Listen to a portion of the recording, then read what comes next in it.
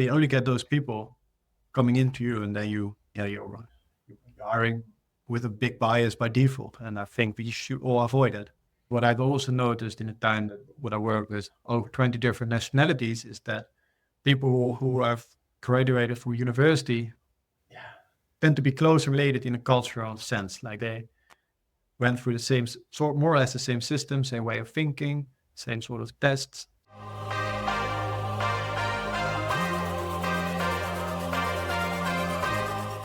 Bob, welcome to the Objective Hiring Podcast. Thank you so much for joining us.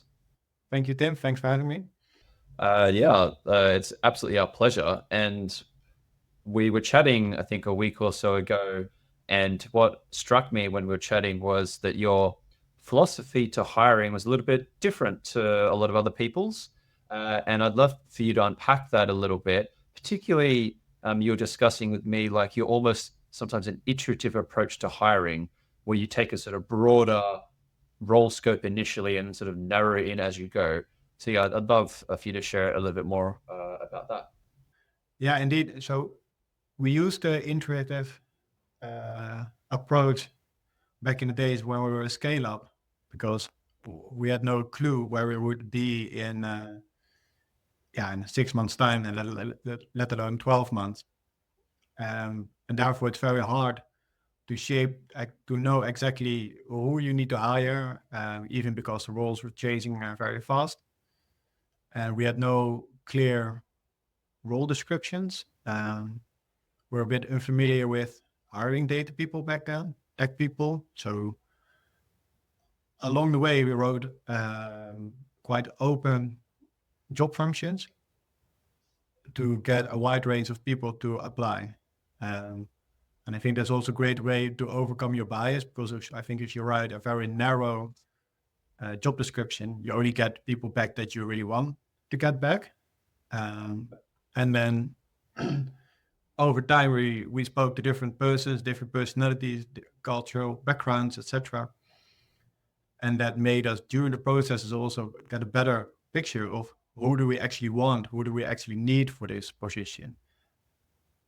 And it could be that the first candidates that we spoke were at first very promising, but then down the line when we spoke to other candidates, we found out during those conversations, who do we actually need based on their responses, based on how they presented themselves, how they answered questions, how they would solve issues that we were facing back then. And then along the way, we shaped the role and the position, and we were able to hire actually the right people because we had a right variety of candidates. And so it sounds like this approach then was helpful and useful in an environment of great uncertainty. Is it the case that if you were, let's say, doing the same thing in a very structured corporate where there's like more clearly defined roles and you already have an established business and product, would you also take the same approach, or would you have a different philosophy then, do you think? Would I take the same approach? Now we're a bit more grown up. We're more in a corporate environment. We know where we are. We know the roles. We know the technology we work with. Would I still do the same thing? Kind of, a bit less, because I know now more the people I want to hire. And we have now a clear idea about the technology that we're going to use in the coming years. A couple of years ago, we were experimenting with different technologies, different ways of working. We have now established our way of working. We have established good practices. We know which technologies are being used in the coming years. So I would narrow down those requirements more. However, for personality traits, backgrounds, years of working experience, locations, those kind of things, I would still keep that very open, because I find it very beneficial to speak with people from different cultural backgrounds, different locations, different job history. It enriches the process a lot, I believe. For example, if you would say in a vacancy, you don't need to have the master's degrees from university, you need to have done a traineeship at a big consultancy firm before, X, Y, Z. You only get those people coming into you, and then you're hiring with a big bias by default. And I think we should all avoid it. Yeah, and I think it's not only the big bias, it's also in some cases needlessly narrowing the candidate pool down to a really small number. especially once you start filtering on specific location, on specific tech stacks, on things like degree, which, let's be honest, is only a signaling tool anyway. Like for a lot of modern roles, you don't really need that degree. It's just an indicator of someone's intelligence or their commitment or whatever. So I feel like not overly narrowing it also helps you have a bigger candidate pool, I guess. That's definitely true. Yeah, and I think it's good to have diversity first, from backgrounds, cultural perspective. And then you need to filter out the people who have different optics to the same problem, but have the same way of thinking to prioritize priorities or to prioritize developments and to come to have the same idea how you can come to a consensus on how we should resolve a certain issue. But when you have different optics from different cultural backgrounds, yeah, that helps to get better solutions. I rather move then a bit slower to get to the right solution, rather than we go really fast because we all agree what we like, we all the same background, we come with the same ideas, think it's great, but then we have less quality, right? Well, it sounds like there's a bit of a trade-off between diversity of thought and speed of execution. So maybe having more diverse thought process ends up with a better outcome, better quality, but maybe it goes a bit slower sometimes. Is that a fair comment? Yeah, I think it's fair, and I think same accounts for the recruiting process, right? You can move better a bit, not necessarily say slower, because I think speed, and we might come to that later, speed improvement is to me is super important. But yeah, I think selecting or creating that scene where you have different cultural backgrounds, different perspectives on the same topic, start with hiring a diverse group of people who can align with each other. I think if you hire, I think we don't have that much, we don't have a really masculine culture. I think the opposite. So if we would hire someone who is really like the alpha male on the rock, telling what to do and having already the opinion fixed, etc., yeah, that wouldn't work, for example, for us. And yeah, that's where I select for basically, and to make sure people listen to each other, proven to want to learn from each other, and you can filter that out in the process. But yeah, you don't know what you don't know, right? And being open to many candidates from different backgrounds enable you that you get to know a little bit better what you don't know, because sometimes people are really surprising ideas and thoughts on issues that you're facing. You touched on hiring people from different locations, and so it sounds like you were quite open-minded in bringing in international talent. Like if you can talk through a little bit more about your experience there and the benefits and maybe some of the challenges you've experienced. Yeah, we work almost all remote.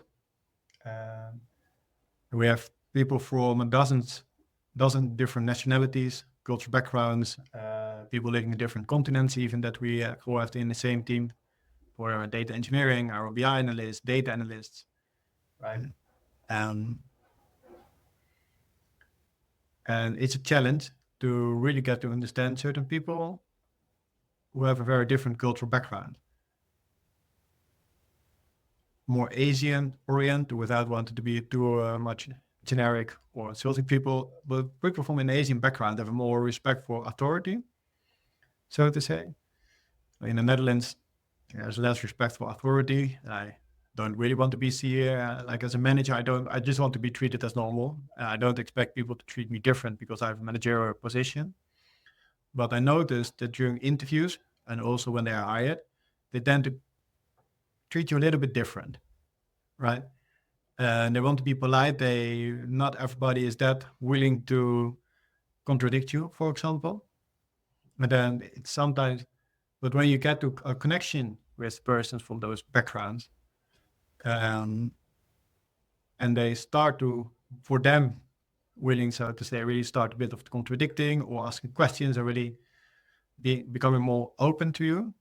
Yeah, it's fair. I think it's the hard thing in interviewing different cultures to go through those culture barriers and really start to reach that person, make you comfortable whenever conversation where you're both fine with. Then you can get the right information out. Then you can question the background, their experiences, what they actually look for in a job, well, why they are leaving the current job, what they liked about their current position and think we can bring them, for example, all those questions, then you can bring that up. And it's easy to say, oh, someone is shy, cannot present, does not want to, is not very open, and those kind of things. It can just be a cultural background, but as soon as they are comfortable and they start to open up, I think that's difficult, stays difficult, in my opinion. Yeah, and I feel like that's one of the dangers of interviews and maybe being a little bit overconfident in our ability to make a judgment on someone in such a short period of time, as you say, referring to someone maybe as shy or introverted or what have you. It might just be they don't know you that well yet. It could be they're an introverted personality, and once they know you one-on-one after a couple of weeks, their whole personality almost shifts. As you say, there's cultural background, so there's just so many things that we need to, I think a bit more carefully about in our evaluation of candidates and interviews. Exactly, but and opposite is also true. Like it can be very easy and comfortable to hire someone from your own culture background because it's easy to relate, where you have the same way of talking, speaking, etc. But yeah, what I said in the beginning, it's easier also to look from the same perspective to the same problem, and then you lack certain other perspective because people fall.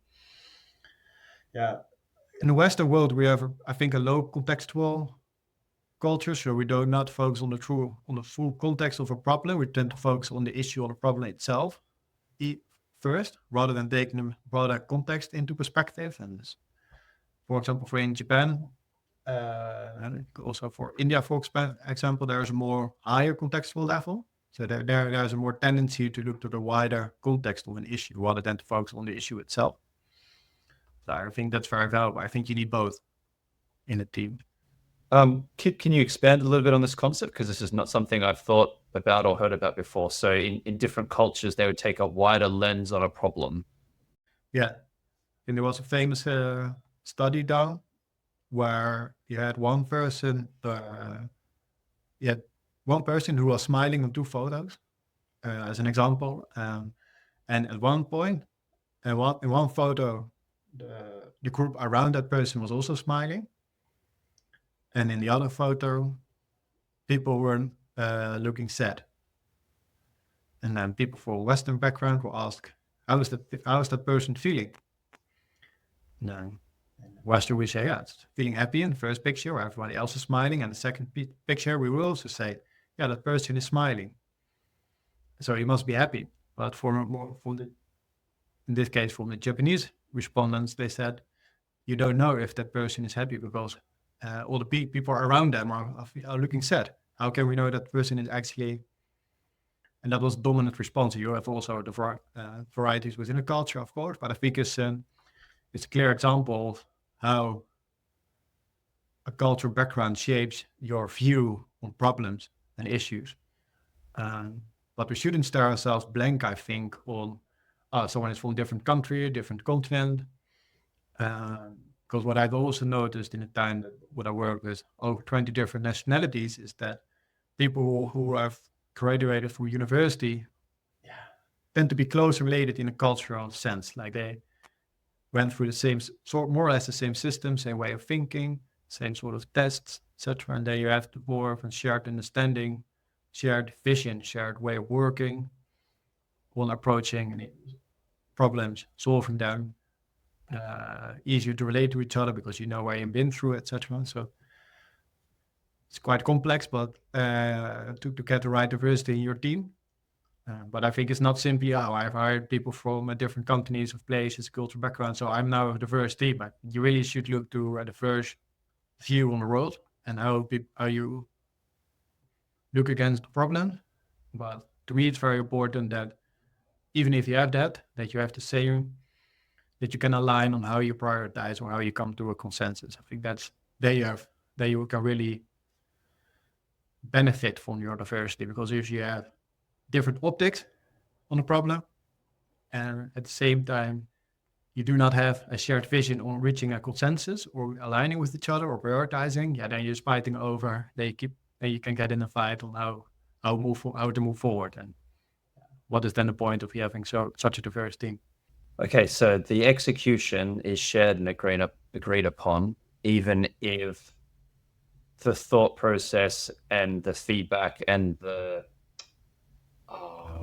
diversity of views is there to maybe make sure you're on the right path? Is that, but once you're on it, then you execute it with all your gusto? Like, what I'm trying to just talk through out aloud is maybe like any discrepancy or any kind of conflict maybe between that diversity of thought and alignment. Like, are they in conflict at all at any time, do you think? No, but you have to be aware of that possibility. And in your hiring process, it's good to be aware of that. One, that you can have that situation, and then based on the conversations, you can find out if you can reach to a consensus. If someone is willing to listen to what you say, and for myself as well, am I willing to listen to that person as well, to what they say? It's not only about the candidate, but also about one who's doing the interview. And that can be done by various interview techniques, right? And so it is also good to be aware of that. You need, during an interview, I would ask people who have, for example, different technologies on their CV, and to ask them explain the differences between those technologies. That's one of the things I tend to use to see if they really use the technologies, if they know what they wrote on their CV, and if they can explain things clear to me. Then I would ask, what would you prefer? Would you prefer technology A or B? Or would you prefer Power BI or Tableau? And then I would try to have a different opinion on that, and then see, can we get to a common ground? Can we get to that common ground? And if you can get then on one or two cases, yeah, probably that can be on in the future as well. And that's one of the ways I think you can identify that you have a different view, different optic to the same question, but can reach a consensus, common ground, or at least disagree in a good friendly manner. Yeah. For the international talent that you hire or have hired in the past, did you restrict a little bit, at least based on time zones, to make sure people were working within a few hours of each other? Like, can you talk through a little bit more of the exact strategy of how you found great talent in different locations? Yeah, time zones are an issue if you don't watch it right. If I would hire someone in Australia, it would be very difficult to have proper meeting times with each other. But still, we have people in Australia working as well, not directly in my teams, and I can collaborate with them. But it is easier to have people in the same time zone. We have some also people living in India or moving to India. And yeah, that works out as well, because then we agree, okay, there's a certain overlap in the time zones. We make sure we do our best to schedule all meetings in that overlapping period, same for the US, but then that's the opposite of the time zones. We see if there is an overlapping period, we acknowledge that, we schedule for that. And it's a matter of organization and accepting the limitations of working in different time zones. Yeah, it works out. But it's just a matter of making the right agreements, making the right organizational decisions to get there, and accept that not everybody is always available when you want them to be available. But for the rest, yeah, you should be careful with that, I believe, because yeah, it's easier to instantly be able to reach out to a fellow team member to ask them for their support to solve an engineering problem, for example. We also have run a fully remote company for 5 years. And I feel like one thing that's probably underappreciated a little bit is just the way that being able to hire in other countries changes your candidate pool drastically. So at the moment, it's a fairly employer-led market. Nobody would say there aren't good candidates available. But 3 years ago, it was the exact opposite problem. Every single company in the world was complaining about a lack of high-quality applicants in their area, but we never had that problem because we could hire from any country in the world. And so we had our pick of the bunch. It was very, very simple on that side of things anyway. But yeah, the biggest challenge for us was our initial efforts to build out remote teams basically said, well, we're just going to hire literally anywhere in the world. We're just going to find the best people we can, which then we ran into those time zone challenges, which are unfortunately, I feel like unsolvable because the Earth revolves in a certain way, and we can't control that. If it's daytime here, it's nighttime in America most of the time. So that became a challenge for us personally, anyway. What we also found interesting was even like we'd onboard some candidates who were quite adamant that they could work fairly ridiculous hours to have a crossover with us. Some could end up doing that in the long run. Some were just, let's say, night owls or morning people. But then some others, you realize after a few months that it was like eating away at them. It really was a big problem. It is tricky. I feel like you just need to have, well, I think like a lot of things in hiring, have these conversations honest and upfront from both parties and just get a sense like, are you sure you're going to be wanting to get up at 5 a.m. every day to cross over with our team? Like, are you sure that's something you're up for? And maybe not take their first answer as a face value, and really kind of dig into some of those things. What are your thoughts? Yeah, it's definitely a good point that you make there about is someone willing to work in weird hours, so to say, not the traditional working hours. I think one of the advantages of working remote is that you can also give people just the opportunity by default to work on their best hours, which fits the chronotype the best. And especially if you combine that with an outcome-driven focus rather than a result-driven focus. So for us it counts, what are the outcomes? What is the impact that you make in your job? And then I don't really care when you work. We only have you should be available when you are required to be available, and have sufficient overlap that people can schedule meeting with you and have a little bit of flexibility. But even if you are like me, based in the Netherlands, and you are a true morning person who gets up, I don't know, 5 a.m., do your workout, and then at 6 a.m. you're behind your computer making amazing progress and deliver high quality of work, then I don't care if you go out sports also in the afternoon and do your shopping during what we call office hours, because I was an office hour if you work remote and or around the globe, right? It doesn't make sense to me, that concept personally. And it's also, if someone works on a different time zone, what was then the concept of office hours worth? Right? It doesn't mean anything anymore. It only makes sense if everybody's in the office and you make that a very true thing in your company. That's almost a holy thing for you. Yeah, sure. But then I think you don't get the best out of people. People have different periods on the day when they are active, and the same is for if you are a night owl. Yeah, sure. Open your laptop at 10 p.m. Is the moment that you have the highest creativity, highest productivity? Go for it. And if you want to go to the gym then at 1 p.m. first, go for it. I don't really care as long as you deliver. Yeah, we have had the exact same philosophy. And yeah, we just relentlessly measure output and results, and however we get there, who cares? I mean, it's really not up. Yeah, and I think that is one of the benefits, I think, for what a COVID situation gave. Then everybody was forced to work on remote, and it was a big experiment, so to say. And we saw, I think, in general, the productivity got improved for a lot of companies, especially for tech companies. And we were also when we were in the scale up, everybody was in the office.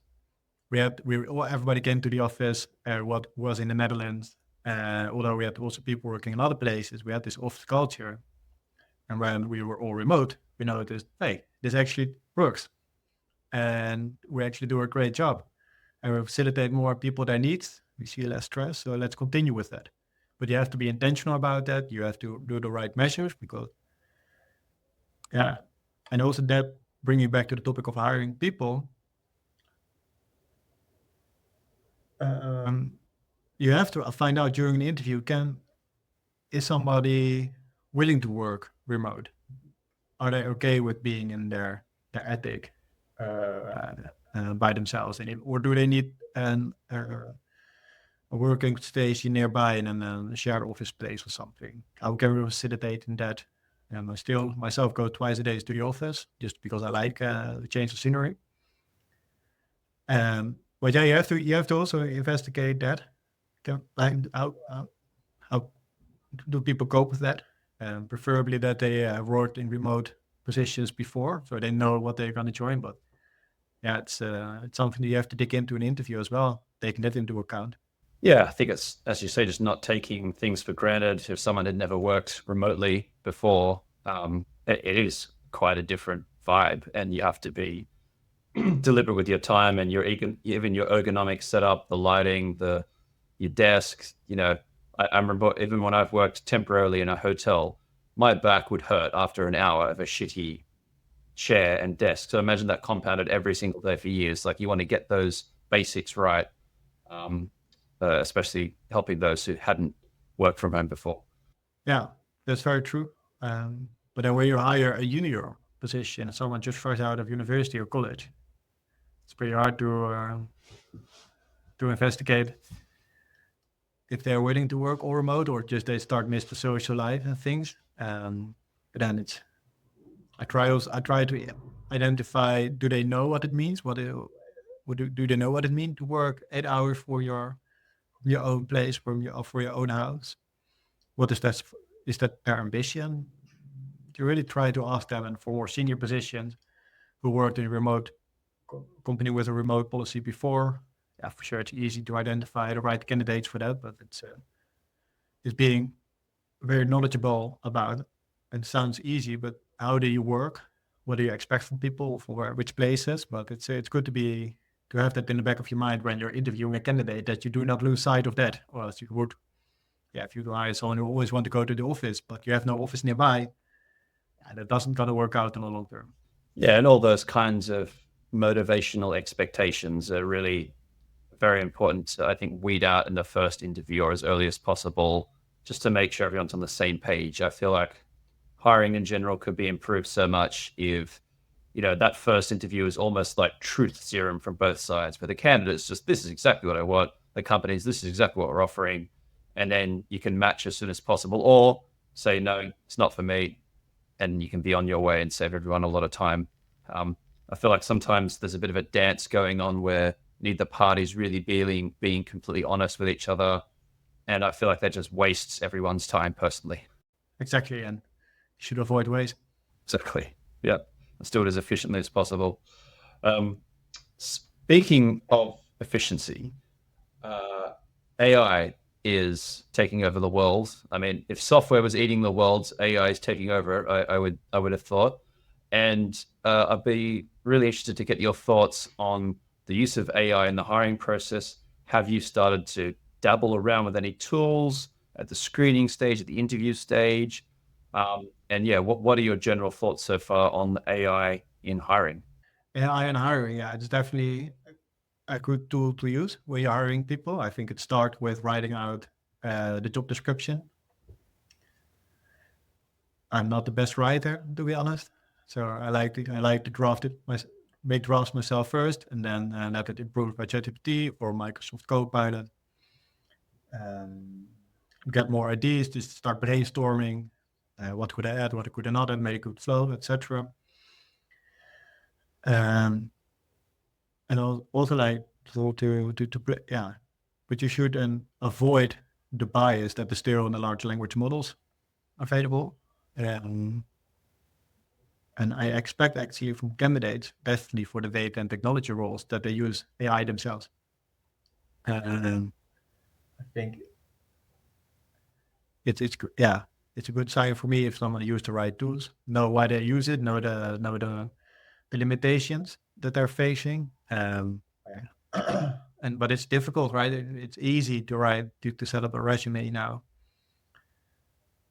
based on any vacancy that you find. You can just let any AI tool probably generate the right bullet points that you need on your CV, the right qualifications, right skills, etc.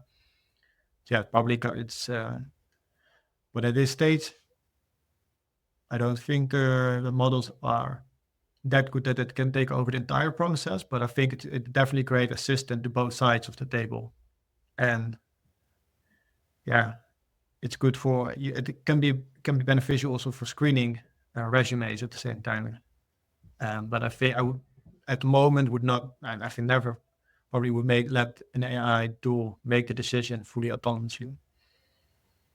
I think it would be better just to rank candidates based upon given criteria. This is what we think important. Should have certain skills, shouldn't um, work experience, age, whatever, and then have resumes ranked by an AI driven system probably. And I'm interested, you mentioned there, so you would still want to have like human in the loop situation. Well, let's just, for example, park any laws and legislation for a second, because there's various rules against automated decision tools and all that kind of stuff. So just think about the legal consequences. Is there still another reason why you would prefer to be in the loop, that you feel like an AI currently, or maybe in 2 or 3 years, couldn't do the whole thing? Do you feel like there's going to be a missing gap? I need to be able to work with the person I'm hiring, my team member, my other team leads and team members as well. So they also need to be able to work with that person. Like, it's great if they can answer the questions from an AI engine, but if they cannot answer the questions for me, if they cannot explain their past experience, their past challenges to me, if we cannot relate to each other, then does it make sense? It's not only the AI tool that will only be working with. Yeah, maybe far in the future. Who knows? But until that's the place, it's still humans working with humans. And so you have to have the human in the loop. What if, hypothetically, the AI could predict who you're going to select? Like, it knows the kinds of candidates you like, and it's an accurate representation of your opinion or the other hiring manager's opinions. In that scenario, where you had that data, would there be an additional level of trust, or is there still some kind of additional intuition or gut feel that you think the AI simply could never master that is valuable? I think, honestly, I think that's not a too far distant future, which you just spell out. But there's never one single. Yeah, sometimes there's only one person you interview that's actually fitting the job out of the dozen you have interviewed. But we have, most of the time, there are several candidates qualified for the job, and within the range of personality background that can actually participate well in the team that they are hired for. So then I think, yes, you're right. I think an AI tool would be perfectly placed to predict certain people's future performance and fit in the team, fit with your processes. But still, I would like to get a shortlist back to review them myself, to speak with those themselves. Yeah, but because it's not very different when we did it during a scale-ups, where we were in a scale-up phase. We also had our talent team basically doing the same thing.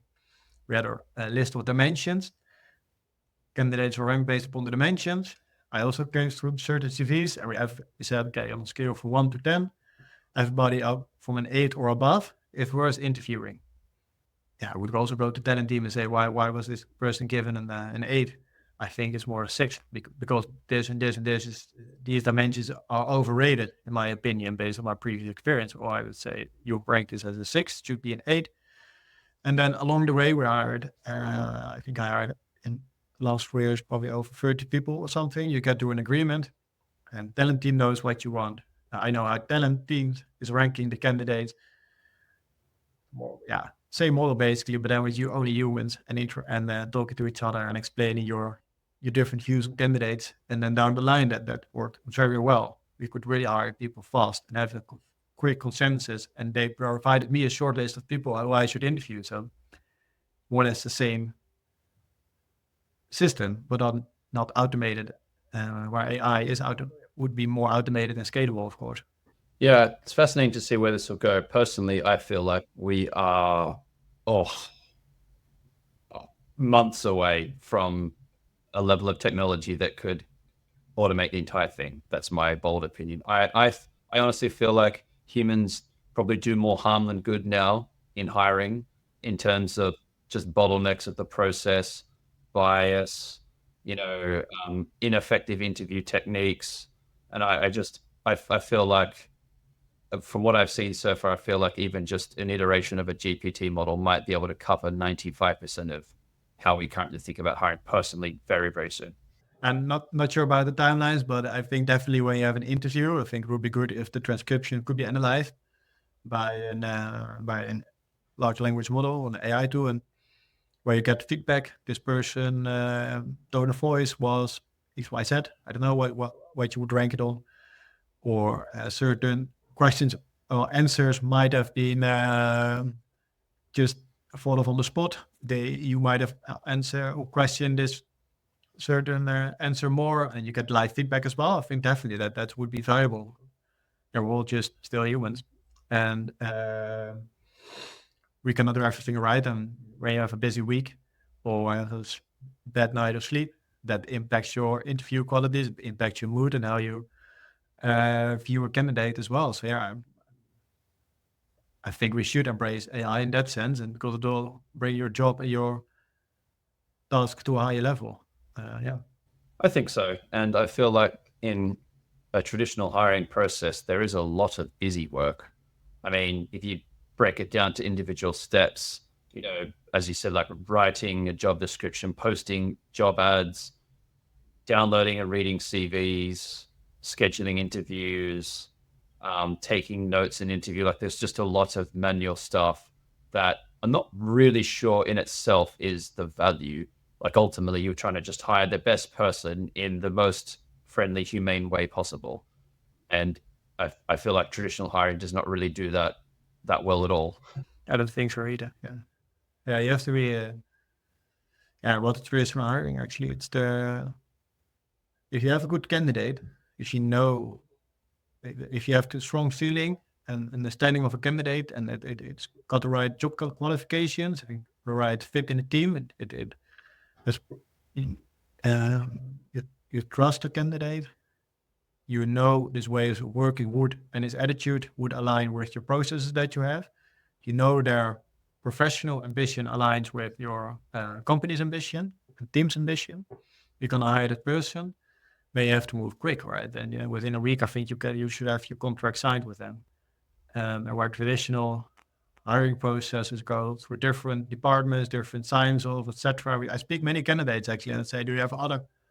I ask them if they have other job application running at other companies, and they say, "Yeah, waiting for weeks already for reply back." And how can that be? You're a great person. I really want to have you in my team.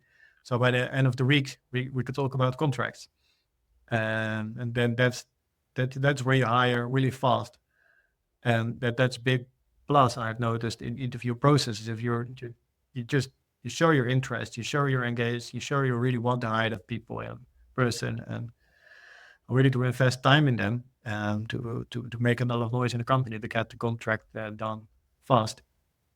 I think that's how you should hire, and not wait for 2 weeks.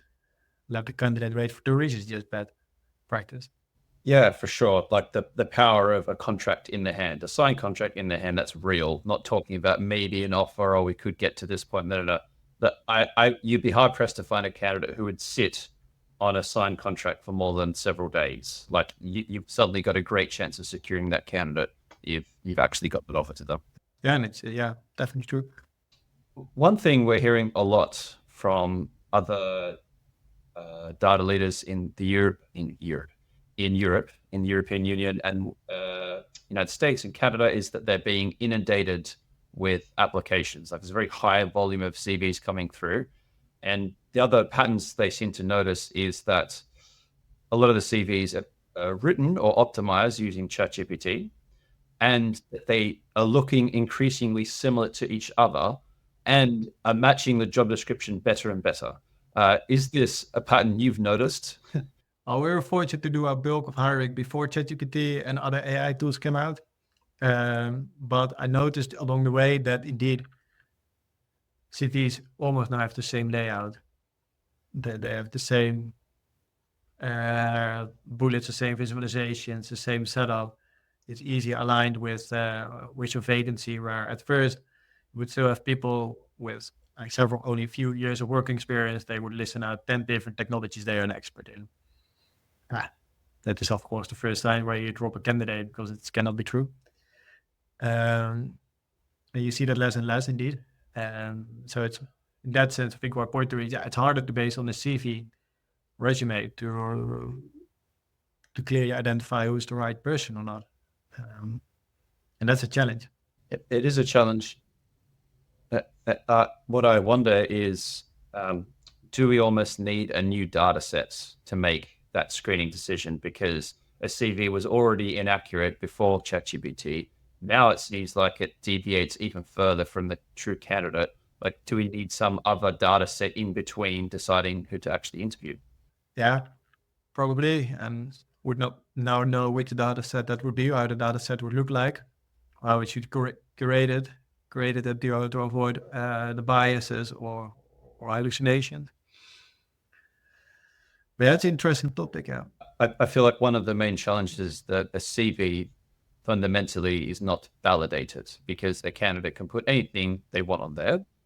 And so at the point the company's screening it, they basically just have to take it at face value. They have to believe it, even though, 80% of the time it's not perfectly accurate.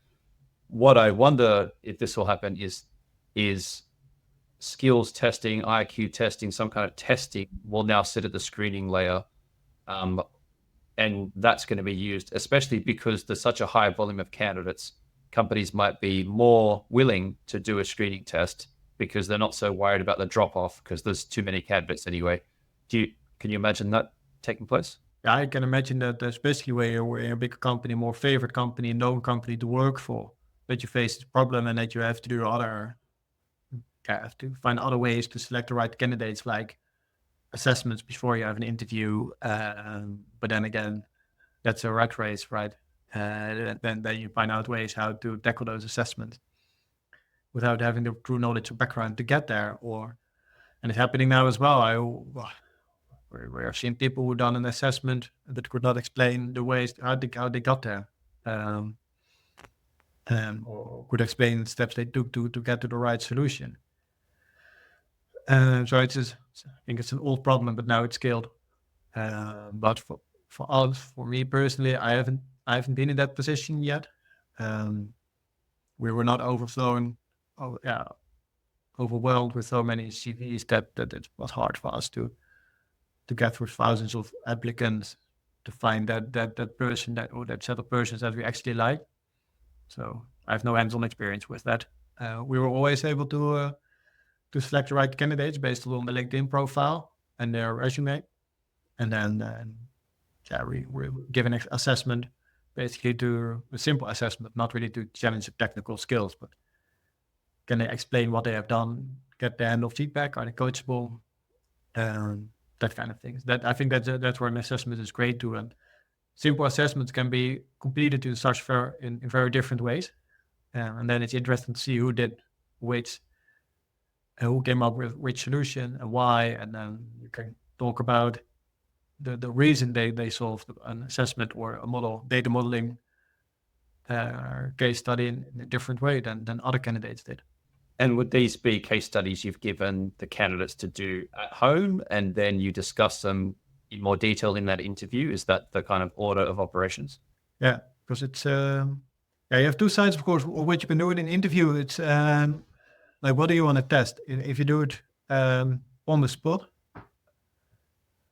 you directly have to show them how they work, but some people might be overwhelmed by that. And at some point, some people, it's good to have certain things that a candidate can prepare, because you don't want to only test the improvisation skills. It's also not in the team in the work that they will do. It's not also that they just need to do improvisations on the spot all the time. Like that's not how it is. People get prepared, have time to work on assessments, have time to work on their task, on the projects. So let's simulate that as well. And then it's important for them to provide clear feedback, clear explanation of what they have done. They will always be challenged, of course. How do they handle feedback? Can they ask questions back to us? Can they explain certain steps they have done? But also questions I would ask them in surprisingly enough, most candidates have never thought about that. I will ask them, when do you think you will be successful? What is your vision on the role of a data analyst or BI analyst? Or that, and then you get them on the spot, and then you improvise, and then you get different conversations. But I think it's good to challenge both parts. Like how do they prepare, and how well can they improvise or digest new questions and information, and how they handle those kind of situations. I think you need both. Yeah, especially as an analyst, because part of your job is to sit there doing deep thought, analytical work, writing SQL, digging into a problem, and then another part of your job is the polar opposite skill, really, which is communicating that, having quick conversations, explaining 100 hours of work in 20 seconds. So you really need both skills, don't you, to be a good analyst? Exactly, and both skills can be tested. One needs to be preparation, like you do in your work, and then the other one is to be able to present it and to handle unexpected questions. And as we talked about AI before, with the rise of AI, it becomes more, the entry level for data and technology positions becomes lower. Like it's very, even like, especially for Python topics, the entries levels are very low now. But then they need to be able to learn fast, to be able to be coachable, to really understand what you have done and to explain what you have done. And it's more about being able to understand the context that you're working in, be able to understand the problem, being able to communicate about the problem and solving the problem. So that these are more important skills than knowing exact syntax of your library, of your code base, etc. That's less important now. It's more important to be able to communicate than before. Yeah. Is there anyone you'd like to give a shout out to, like anyone in the data space or hiring space that you've personally learned a lot from? I think I learned a lot from my current line manager, Lars Noorderwief. I think he's one of the greatest person in creating a good relationship with someone, establishing that relationship very good, really be likable, make sure the person opens, feel liked as well, and to get very good questions, ask very good questions and get the right information out of a candidate. I've done several interviews with him, and I was also interviewed by him, of course, to be hired. And I really, that inspired me also to change my way of our interview and how I present an offer to a candidate to make it more persuasive. I think that's one I still have copied his style and copied his ways of working on this. So big shout out to Lars Noorderwief there. Awesome. Great shout out to Lars. Well, Bob, thank you so much for joining us today and sharing all your insights, all your knowledge about hiring. It's been really insightful for us and all our audience. So thank you so much. All right. Thank you, Tim. It's been a pleasure.